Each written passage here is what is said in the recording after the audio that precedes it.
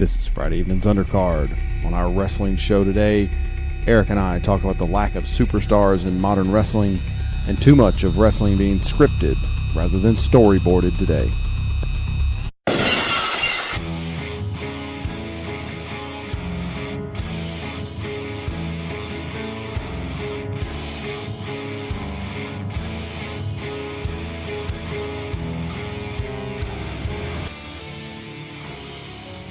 And then you've got Okerlund and Alfred Hayes over to the side. Like, I wonder if they just weren't smartened up to what was going to happen, and you just well, let's put the cameras on them and see what they do. Yeah, and of course Fuji talking about tropical humor. It's good stuff all around. And I mean, I think that's where what I've enjoyed about going back and watching this. Actually, my favorite parts of the shows aren't so much the matches; it's everything else about primetime wrestling. Yeah, it's getting to see the actual personalities. Yeah, and I think just the way that they let Monsoon and Heenan and even Okerlund and these guys just kind of. I mean, I know some of it's scripted, but a lot of it just sort of feels off the cuff, if that makes sense. Yeah, it does. Apparently, that's what they were saying. The commentators used to do. They weren't told what was going to happen. They were just given the only format that they were given was that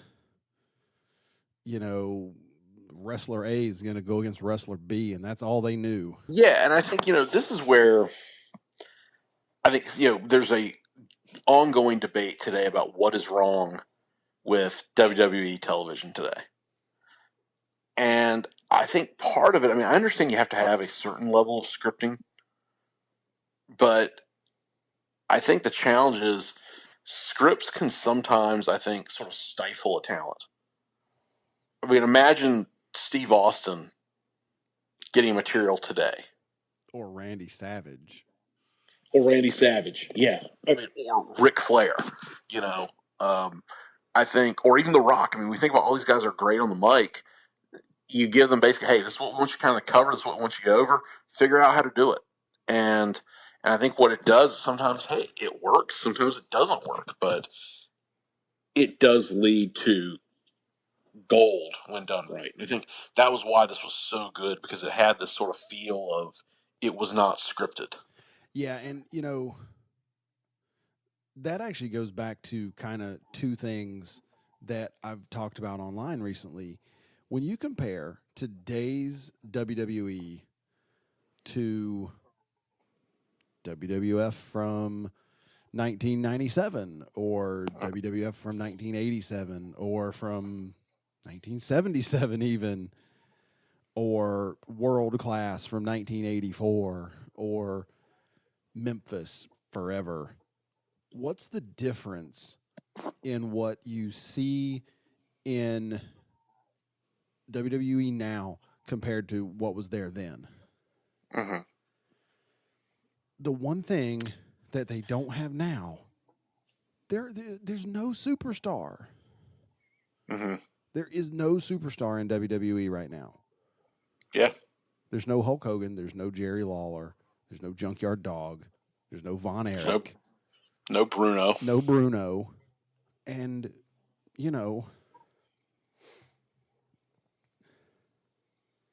Well, and I think the closest that we've had recently, I think you could point to moments with Becky Lynch. And I think for a lot of that, she was able to be herself on her social media. That's what carried that. Not so much super hot promos. Yeah, and then they dragged it out for so long and just everybody stopped caring. Yeah, and I think that's where, and I think this also goes back to, you got a lot of guys that probably, and women, guys and girls that enter NXT that might have been on the independent scene. But it wasn't like it was in years past where you had to just constantly learn how to get over to a new crowd. And I think that creates just natural improvisation skills that work. And I wonder, a talent today, if you just said, hey, this is what we want you to get over, do it. Well, and I wonder how many could actually do it. And that actually goes to something else compared to indies and WWE now. Do, do you watch that Netflix show Glow? Yes. Yeah. So, have you seen the whole first season? Yeah. Okay, so when they did like the first card in the gym and they get the women coming out as like the Klansmen. Yeah. So, um, obviously they end up in like the production meeting later on, and they're basically just like, yeah, that's not going to play on TV. You know that, right? And so that's so much of what you see in independent wrestling nowadays Hmm. is they do stuff that, well, yeah, sure, it'll get over for the 100 people that are in attendance there. But that stuff's not going to fly on national TV. And Why do also, you like, think no major wrestling promotion in America has hired Joey Ryan? yeah. That nonsense. You're not showing that on. You're not putting that Friday night on Fox on SmackDown. Well, and I mean, I think like some of it, some of the stuff you see on Independence, it's cheap heat. Any idiot can come out in a clan robe and get booed. That's not your character that's doing that. Yeah, That's that's just been that you're getting that's been like go away 150. heat. Yeah, that's 150 years of idiots and a lot of pent up anger and aggression that people have towards that. That's what that is. That's not you. Like, you could put any performer in a clan robe and they're going to get booed out of the building. Absolutely. It's another thing going out wearing just a pair of red tights and white boots and getting that entire audience to hate. That's a different story. And I think that's what we don't have. We don't have those heels that just know how to really generate heat. And another thing that is so much different now than it was in the past, and this goes for the independents too, because there's nowhere that pays people like the old school way of paying people, where Mm-hmm. you were paid as a percentage of the gate. No, you're getting your guarantee like, you know, wrestler X is getting his $2,000 whether you get 200 people in the building or 2,000. Mm-hmm. And so that's especially the case with WWE because, well, they've got the $1 billion from Fox for the next 5 years. They don't really have to care. And they get their boatload of cash from the Kingdom of Saudi Arabia. You know, I do feel surely Fox has a way out of that deal if their ratings just go through the toilet, right? But you know, because the show it's replacing on Friday night is drawing like a 7. Yeah. So surely they're expecting it to draw a 7 or better, which now it's drawing what, like a 2. Yeah, and the only thing I can think of that could be good. And of course, we look back at the Attitude Era, I think, with very much rose-colored glasses. There's a lot of crappy booking and just terrible storylines in the Attitude Era.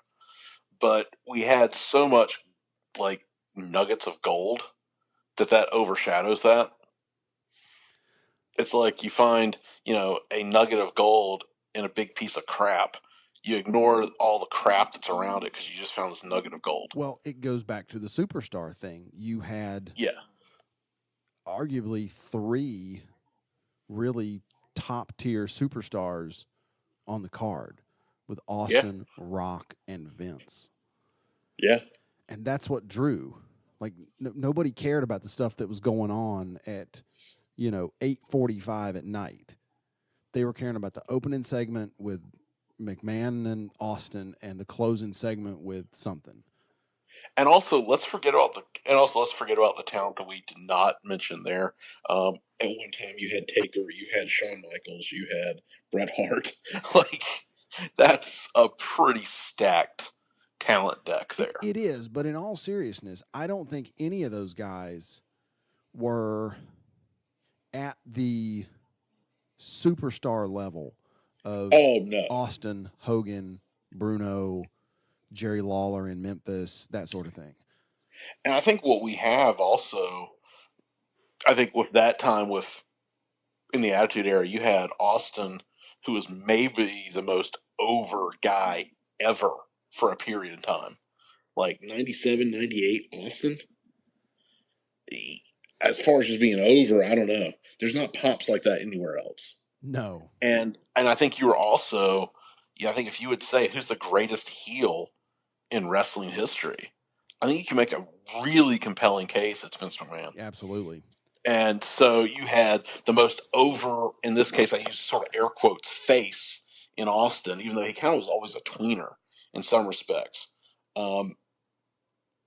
against the most compelling heel ever. And that's just, I mean, that's perfect. So you can shove a lot of crap in between that. And people are like, oh, it's the greatest episode ever. Those episodes are better than Raw today. And, you know, are they really? Well, or is it just you have really good segments that overshadow the rest? and so that's the whole thing is like back then they had to do stuff to get better because they weren't making the money from TV then. They weren't No. paying for TV like most people were, but they weren't making the money from TV. They were making the money from the gate at the building, and they were making it from pay-per-view. And so they had to get people to buy, and now they don't have to do that. They've got this guaranteed money coming in from TV. They've got however much from the network, and I would be interested to see a breakdown because you know they know this. How many people watch WWE Network and never watch a program that was released before date X? Mm-hmm. You know what I mean? Yeah, and I think, too, I mean, the one saving grace we might have is, you know, I read today that there could be, you know, the announcement of AEW's TV deal. And if that is a legit TV deal, like we're talking TBS or TNT, that's pretty serious. This is not, you know, TNA on, you know, Spike. Yeah, yeah. I've And I been think what hearing we kind of saw- rumors about it going to TNT or TBS, one of the old Turner. Yeah, and I think what we would see, I mean, to Vince's credit, he was forced to adapt. And of course, I don't think Vince is going to really be the one to do it now, but I think there will be people in that writing team, and the talent's going to be forced to adapt. But see, at the end of the day, it's still going to be Vince because everything has to get run by him unless you finally get somebody who, you know, whatever, they just get out there on the mic and go into business for themselves and say, you know what, I really don't care, but as long as you put a microphone in my hand, I'm going to say what I'm going to say, and I'm going to get over, and I'm going to get the business over. You know, but I don't think anybody's going to do that.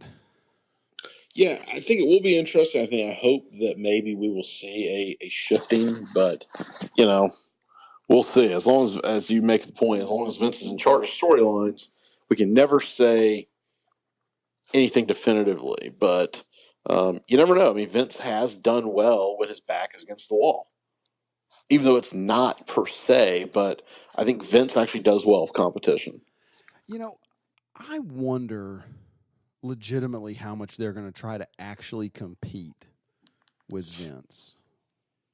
You know what I mean? Yeah, you know, I think one thing we see, though, is, I mean, already, like, WWE's locking talent down so that I think we don't have, like, the Lex Luger showing up on Nitro moment.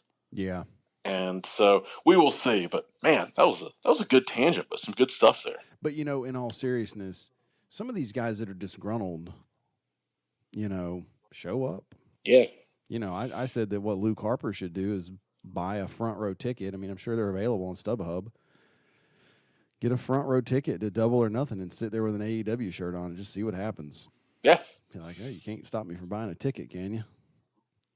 Yeah. You know, I mean, and I think, too, the difference between, I think, some of the talent today, it's the talent. What do the writers have for me? The writers don't have anything for me. And I think what you saw in the 90s is talent at times were given really crappy gimmicks, and they made it work. Like, that's the difference. Like, you were given that opportunity, and you ran with it. And I think also, for the most part, too, the talent was given a little more freedom, I think, to do that. So I think there has to be a give and take. And hopefully we'll see, you know, a little bit of loosening of the reins and, you know, maybe a little better product coming out because the talent's there. It's not that WWE doesn't have talent in their locker room. It's just, you know, like anything, it's what do you do with that talent? And that about wraps it up for this. As always, I appreciate everybody out there listening, and we'll talk to you again next time.